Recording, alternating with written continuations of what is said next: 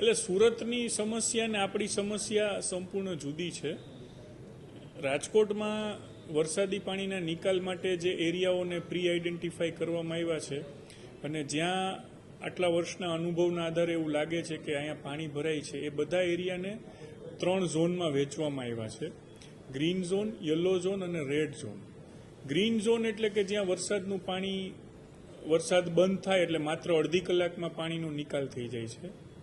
Yellow zone એટલે જ્યાં વરસાદ આવતો બંધ થાય એટલે 1 કલાકની અંદર પાણીનો નિકાલ થઈ જાય છે.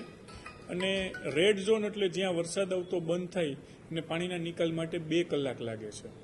ટોટલ રાજકોટમાં 49 ગ્રીન ઝોન, યલો ઝોન 39 અને રેડ ઝોન 5 એમ 93 સ્પોટ છે એ પ્રી આઈડેન્ટિફાઈ કરવામાં આવ્યા છે અને એની વ્યવસ્થા કરવામાં આવેલ છે. કઈ રીતે કામગીરી થશે વરસાદ પછી? મહદઅંશે કામગીરી તો પાણીના નિકાલની જ કરવાની હોય છે અને પાણી ભરાય ત્યારે કે જ્યારે પાણીના નિકાલની જે વ્યવસ્થા છે એના કરતાં વધારે સ્પીડમાં પાણી આવે એટલે એ પાણી પાછું આવતું હોય છે અને વિસ્તારમાં જતું હોય છે.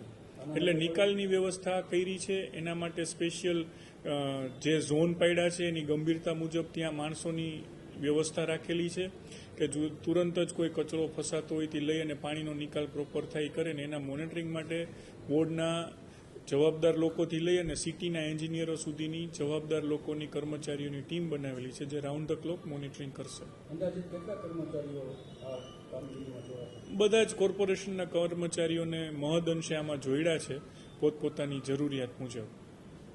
ખાસ કરીને 100 ફૂટની અંદર પાણી ભરાય છે એના માટે કઈ સ્પેશિયલ વ્યવસ્થા?